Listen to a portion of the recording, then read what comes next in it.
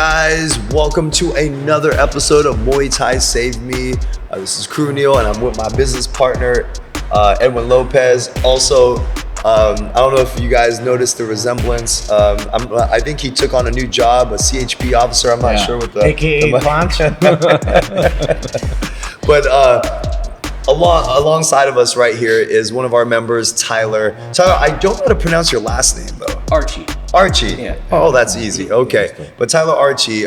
Tyler, how long have you been a member with us? Just over a year. Just over a year. Okay. For those people that are tuning in right now, tell the audience who Tyler Archey is. Sure.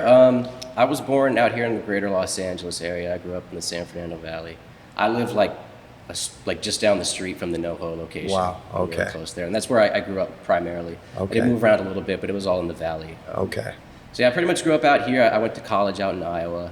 I've been a soccer player my whole life. I started playing soccer when I was 4. I went to Central College. It's in Pella. Yeah, I went to Grinnell College.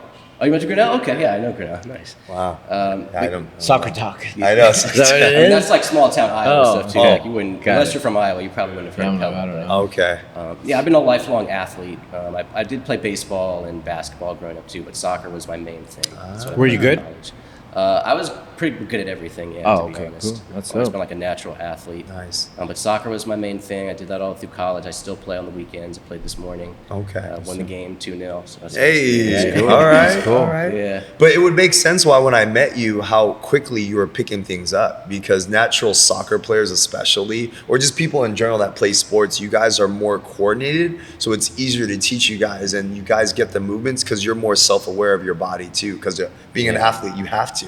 Right, the coordination's already there, the balance, the reaction time is all there. So it makes total sense. I didn't know that about you. That's why I love this show, because I get to know more things, because I don't always get to talk to you guys, right? It's always come in, teach class, and then I leave and I'm just hi, bye, you know what I mean? So this is really nice. Yeah, that's cool. I love that.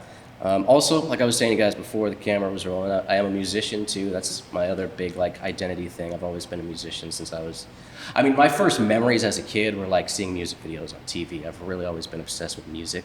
I started playing the guitar at 11, and I play guitar, I play drums, bass, ukulele, I'm a rapper.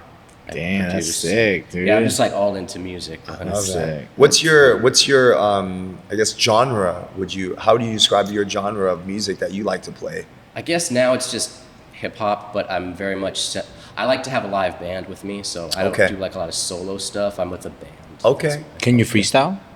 I can freestyle a little bit. Can we get a little bit? To write stuff. Would you be able to, if we gave you a subject, would you be able to freestyle off of that? It would probably suck, to be honest. Who cares? I'm more of a poet. Like I could just do it for fun. Okay, let's try it out, bro. Something with the gym, something with your atmosphere, or something. Just man, right here go. on the gym, we're just gonna do it on a whim. I mean, it might be a little thin, kind of like that skim milk, but it's all good. Here in this hood, this is MTK, and we don't play. Shit. I love it. That's I dope. love it. That's dope. That's super cool. Heck yeah. That's super cool. And then how did you come across Muay Thai? Because I mean, look, you played soccer, you played baseball, you played all these different sports. Muay Thai is like a different type of art, right? Yeah. And it's not always for everyone, right? What brought you to Muay Thai? How did you discover Muay Thai? What brought you to MTK?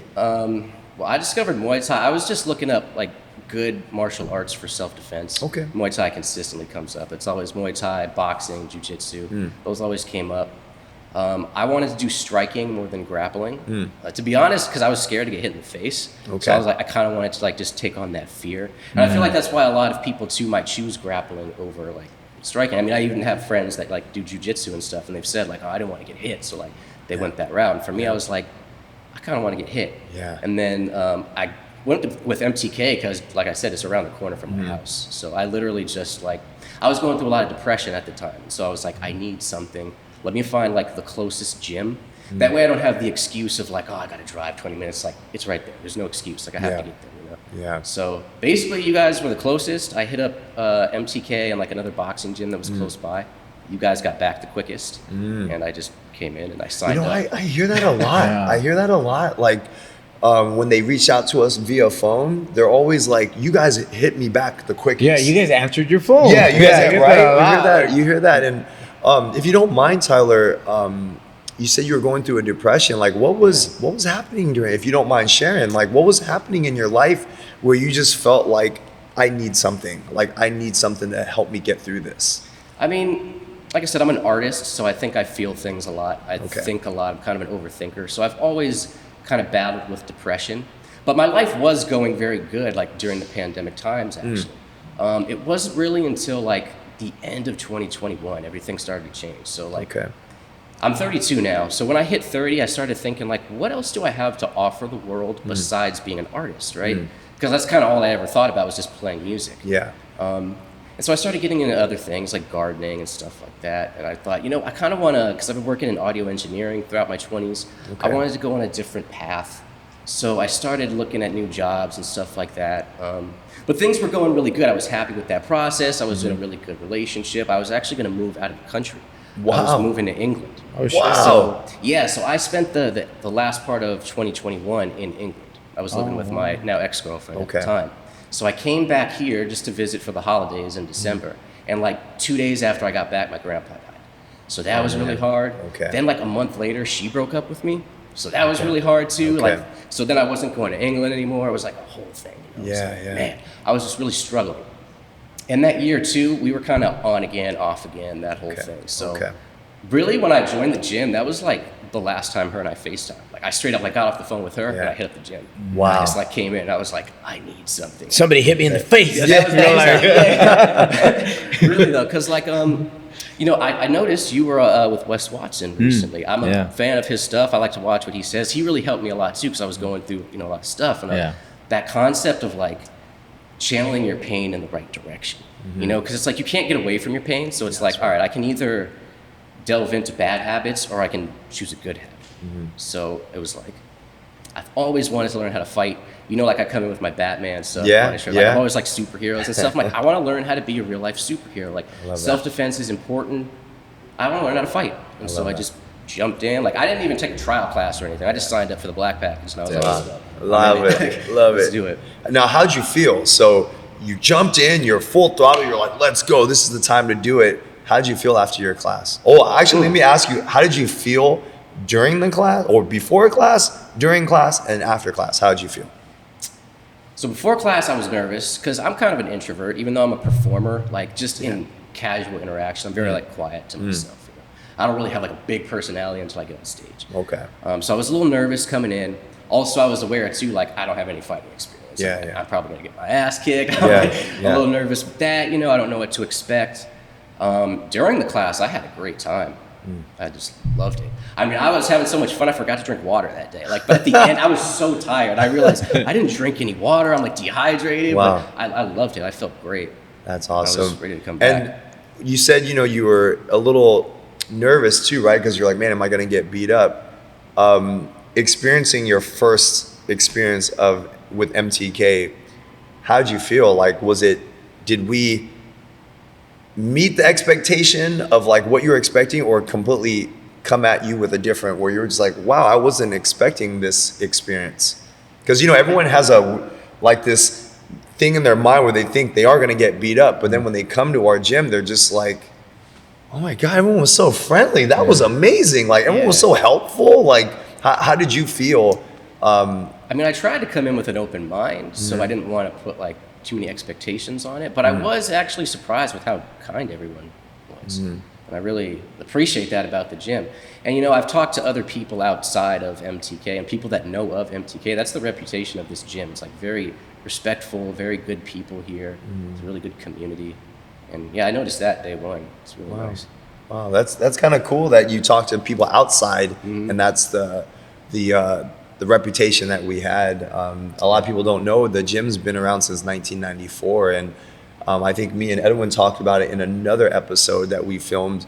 But MTK has always had this community. We're just on a bigger scale now, with 2 locations now, and even both locations have the same community. It's just now we're just all going into one. It's really neat. It's really neat. And for people who don't know, Tyler rides his bike here now just to add an extra workout in. What's your fuel, Tyler? Because you have other projects that you do, but what gets you to the gym every day, and now you're doing like multiple classes, I assume, right? I think you're doing multiples. Sometimes like on Fridays, I'll come Okay. to the morning session and then come to sparring at night. Okay.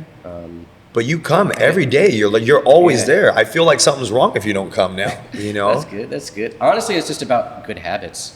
It's like the whole like the work instills the worth type of thing. Like Right. if I'm not working out, I just don't feel as good. Like I'm the kind of person.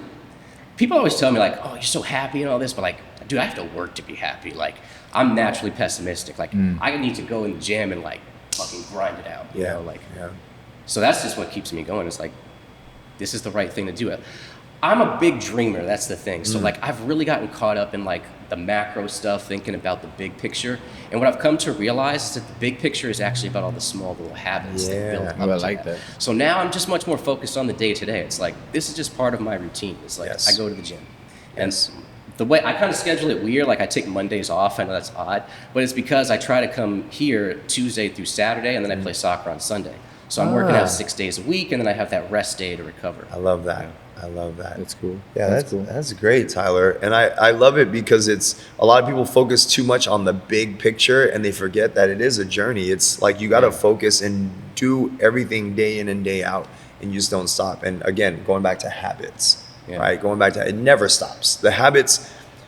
It's like when you start forming little habits, they can start compounding into bigger things and bigger habits that you create for yourself. And how do you feel now? You're training 6 days a week. You're playing soccer. How do you feel? I feel great. Right? Yeah, I feel fantastic. I love How's sparring? So you spar, right? Yeah. How's that go? How long have you been sparring for? I started sparring at the beginning of the year. I think like end of January, early February. How was the first couple classes when you took it? Man, let me tell you.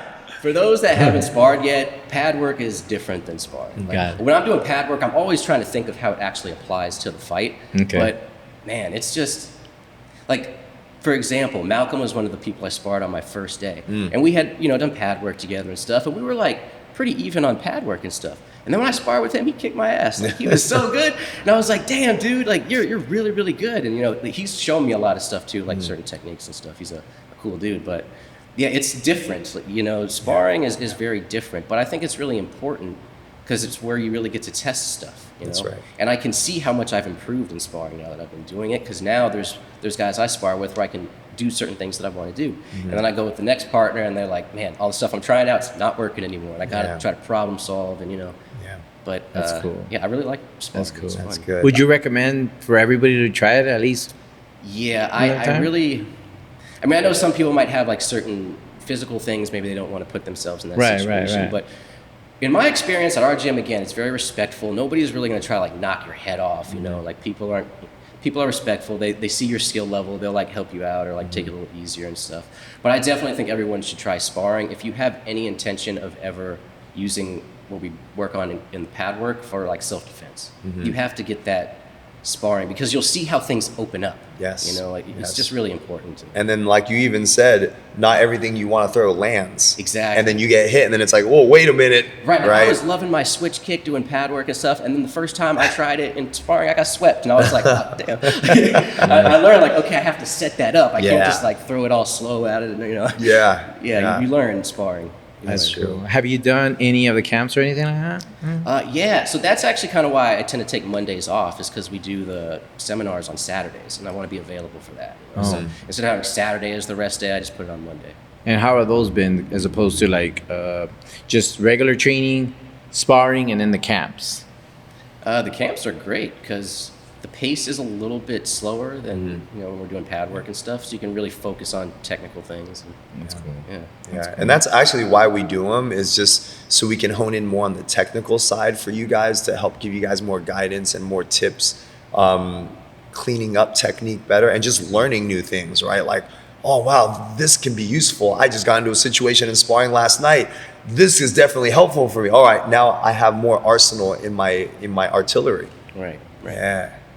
I love it. And what is your, like, do you have a goal or anything? Have you ever thought of, I don't know if you guys had the conversation, like maybe No. fighting, anything like that? That's kind of one of the beauties of it to me, is like, it's just a habit. Got it. Like I'm not, like there's no belt for me to get, there's nothing. I just show up and I train Muay Thai. Have you wanted to compete or anything like that, or not really? There's the slightest thought, but again, I was a soccer player my whole life. The only reason I didn't play professionally is because I didn't want to. I had the skill level, I had the tactical understanding of the game, but I didn't have the right mentality to want to be a professional. Like I've heard you talk on other podcast episodes about what you require, like, the dedication. I'm well aware of the dedication that I would want. I see what your standards are, and I don't necessarily want to commit my life to being a professional athlete. Yeah. And when you add doing a combat sport on top of just, man, that's a whole different level. Absolutely. It's pretty serious. Yeah. A lot of people, they don't understand I require certain things just due to I like to win. Right. And when I put a student into fight, I want them to win. I want them to be well prepared. And in order to be very well prepared, I have to train not only their bodies, but their mind, because there's times, I've said in other episodes too, like there's sometimes when a fight is very close and it's the last round and I need them, you're making this fight way too close. This round, you need to go forward and you need to just put it on them and do not take one step back. You're gonna just pressure the heck out of them. And the ones that have the strongest mind can implement that and get that victory and pull it out. But the ones that don't have the strong mind are the ones that continue to just stay there and look at their opponent and just try to, and it's like, and that's something I've learned as a coach too over the years is like, you're gonna do that, I'm not letting you fight because you're not strong enough mentally. You wanna fight, go to another gym, train under someone else because that's not okay in my book. If you're gonna be a fighter, you gotta be the representation of a true fighter and someone who, and granted, and I'm going off of the way I performed as a fighter, the days that I fought that my mind wasn't strong, I lost. I didn't perform at my best ability and I got on myself for that. So the next time I did, I knew if you're not in the right mindset, you're not fighting. And that's why it trickles down into my students too. If you're not in the right mindset, you're not fighting because it shows in the performance every time. Yeah. So much of life is mental too. That's absolutely. That's where Muay Thai really helps me. It's like again, I'm an overthinker, but there's so much in life that's out of our control. And so one thing you can control is whether or not you show up to the gym and whether or not you work hard when you show up to the gym. That's right. And so just that little thing, it's somehow it just balances out life. Like it's a grounding point or something. Yeah, because life is gonna technically punch you in the face, right? Right. Life is gonna get hard. Just like in Muay Thai, your training is hard. You want to hunch over, you want to stop, you want to get an extra break. But when you're around a community of people that are pushing and not stopping, you look over and you're like, I'm not stopping either, let's go. And you have a partner who's patting you up. Come on, Tyler, you got this. I got it. And then you hear me or some of the other coaches yelling at you. You're like, yeah, I got this. And then you push through and it builds character, it builds grit, it builds strength. And then you can easily apply that to your outside life as well. Yeah, it's a song lyric I like that it's 80% mental and it's crazy how the worst will bring out the best in you. That's like, I always keep that in my mind. Like sometimes training is not fun, guys. Yeah. Like, I'll be honest, man, when I'm on my back doing those forward bicycles, I feel like I'm gonna die. Like that's not fun.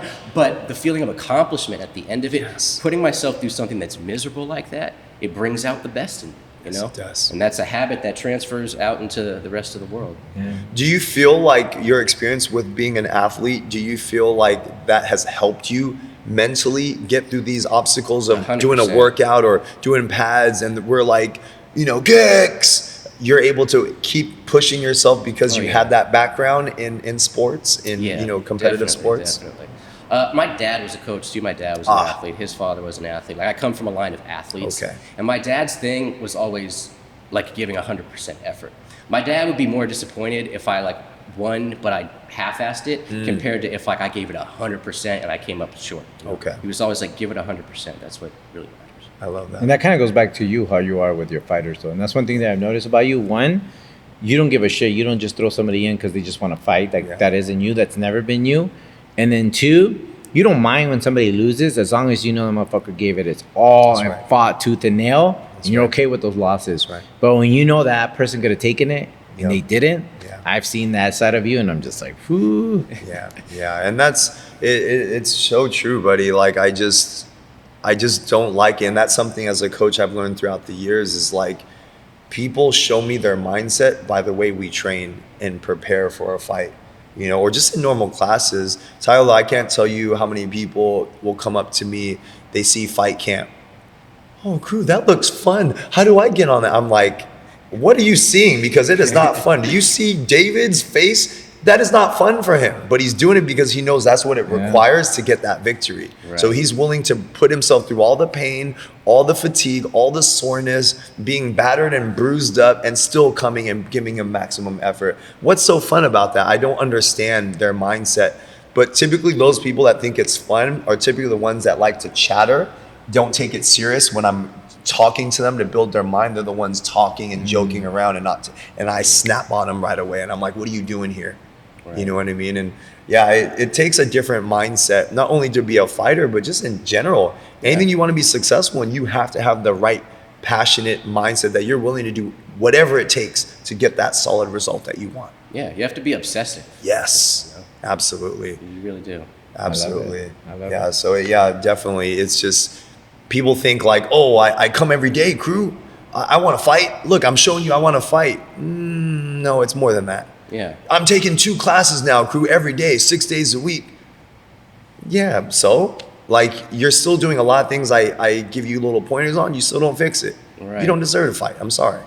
That's always my thing too. Like I just try to make the most of the time that I'm here. Like I don't want to, like when I first started, you know, that first day I was really hyped, right? But at that time I started out with the regimen of I just wanted to do 3 days a week. So rather than like that next day coming in like, yeah, I'm hyped, I didn't want to just come in to a bunch of classes for 3 weeks and then burn out and not come. So there were days where I wanted to show up to the gym, but I didn't because I'm like, this is not a Muay Thai day. You know, this is a day of rest. And then there were days where I was supposed to go and I'm like, oh, I don't want to go. But I showed up anyway because I'm like, it's about that habit. You know, it's not about just, I don't know, just having fun like you were saying. Like it's deeper than that. And so I guess where that point started was I show up typically for just one class. I typically don't do back-to-back classes, but in that one class, I want to be exhausted at the end of it. I love that. Because I'm trying to push myself to the limit. I love that. I love it. And that's definitely something I see in Tyler.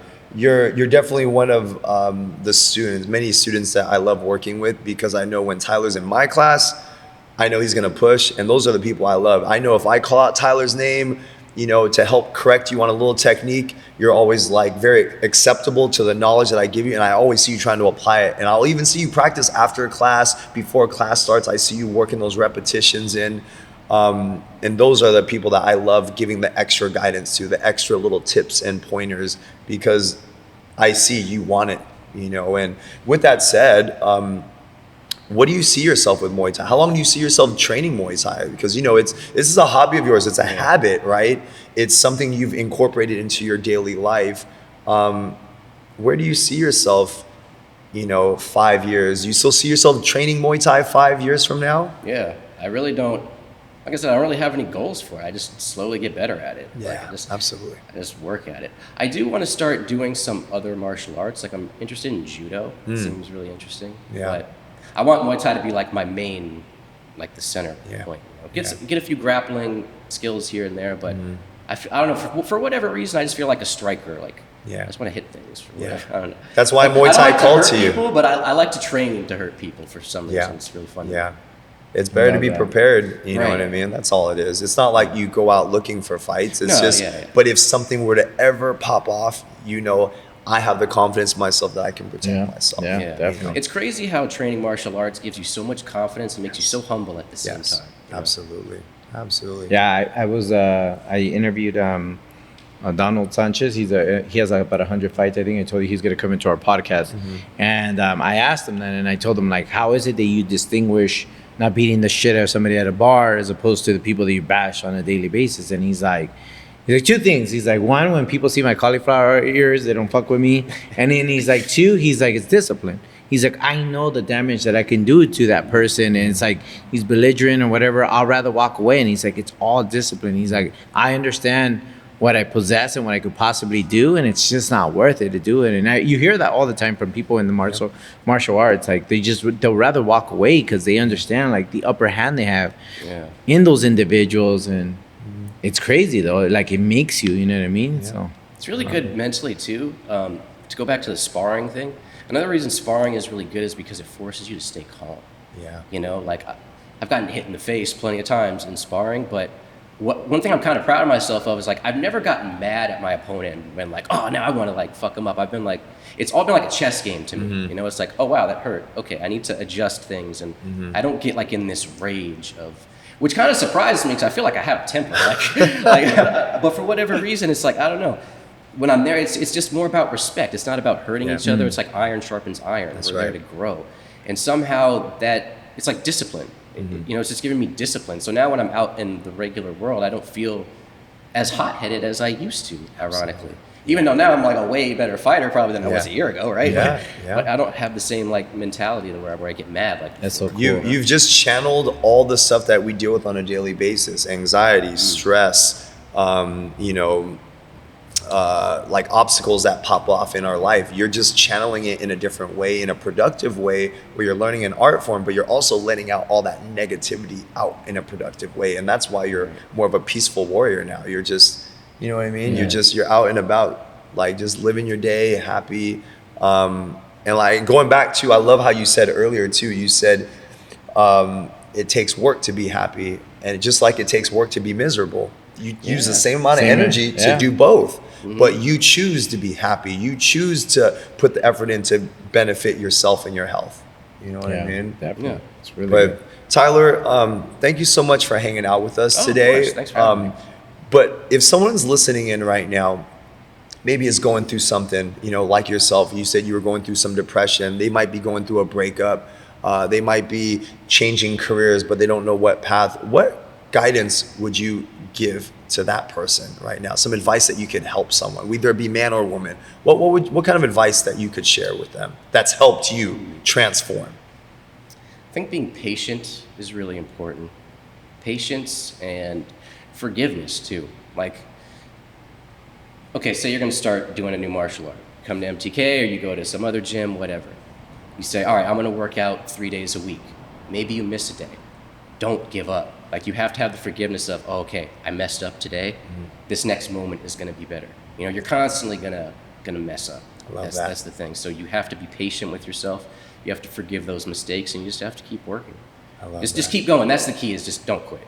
I love that. That's dope. I love That's that. dope. That's definitely something me and Edwin always live by, is we don't give up ever. Yeah. We don't stop. You know, we just keep going. And we get knocked down on our ass all the time. Like people don't think business and everything personal. It's just part of life. Like it's just, I think it was Malcolm who said like adversity is going to come to everybody, but your attitude towards it is genuinely what's going to determine how the outcome's going to be, because we are all guaranteed bad days, adversity, death. That's right. Tragedy, breakups. Like we all get it. There's nobody here, but there's just some people that get a vice, they get bad habits, they go gossip with other people that feed that negative energy and shit like that. And then we have individuals like you that come in here, and by the way, your mentalness is just impressive to me. I just want you to know that. Like I'm listening to you here, and I'm like, damn, this guy is mentally fucking strong as fuck, and how you look at the world. I appreciate that. And I just want you to know that. But just the way people come in here and they come in to channel this, it just it spews over to everything else, where you said like it makes me more disciplined to be like, you know what, I'd rather walk away from this situation, or you know what, that person's probably having a bad day, when as opposed to like when you don't have something to channel, you're like, man, fuck you, you know what I mean? You want to beat the shit out of that You person. have a chip on your shoulder too, and you want to pop off if someone looks at you a bad way. Right. Yeah. So, silly stuff. I love it. But great, I love it. Tyler, thank you so much for hanging out with us today. And appreciate like I said earlier, that was so cool. I didn't know that about you, about being an athlete and all that. I love that. So thank you for sharing all that. Yeah, of course. All right. Thanks for having me again. Of course. But keep up the good work, okay? Keep it up. And guys, that concludes another episode for Muay Thai Save Me. If it's your first time tuning in, just remember, we like to bring on guests to share their story of how Muay Thai has impacted and changed their life in a good, positive way. If you like this video or any of our other content, don't forget to subscribe, like, and share. And stay tuned for our next week's video.